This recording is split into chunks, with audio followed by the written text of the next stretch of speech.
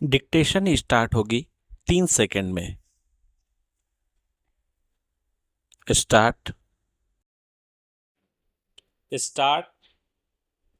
देश की आर्थिक अवस्था का जो वितरण वित्त मंत्री जी ने हमारे सामने प्रस्तुत किया है वह संतोषजनक है।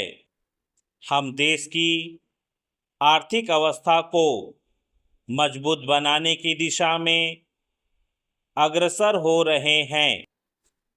विभिन्न क्षेत्रों में उत्पादन बढ़ रहा है, जिससे आशा की एक झलक दिखाई पड़ रही है। तीसरी पंचवर्षीय योजना के दौरान हम एक बहुत बड़ी धनराशि खर्च करने जा रहे हैं।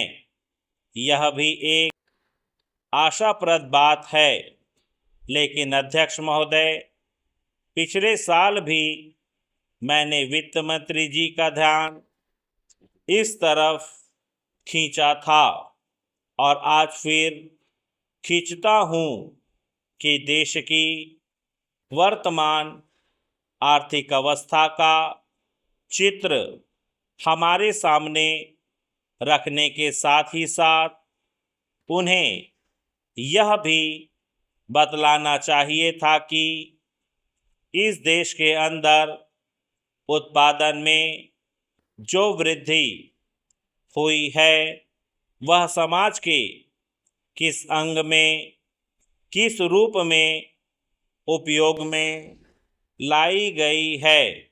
आज हिंदुस्तान की सबसे बड़ी समस्या गरीबी और बेकारी को खत्म करना है।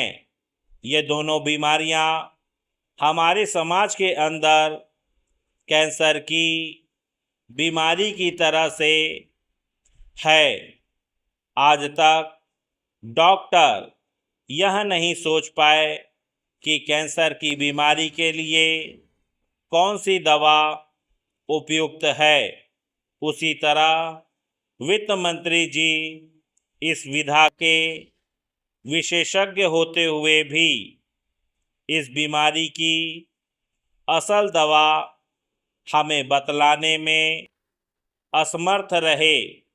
यह ठीक है कि बेकारों की बेकारी की समस्या को महसूस करते हैं, लेकिन हम देखते हैं कि जैसे जैसे हमारी योजना का काम आगे बढ़ता जाता है वैसे वैसे यह पता लगता है कि बेकारी भी उसी गति से बढ़ती जा रही है।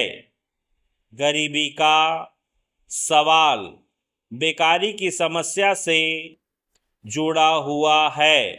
अगर लोगों को काम मिलेगा तो बेकारी दूर होगी और देश से गरीबी भी दूर होती जाएगी। पैराग्राफ। मेरे मित्र ने यहाँ अपने विचार प्रकट करते हुए अभी कहा कि देश की उन्नति के लिए नागरिकों को त्याग करना चाहिए।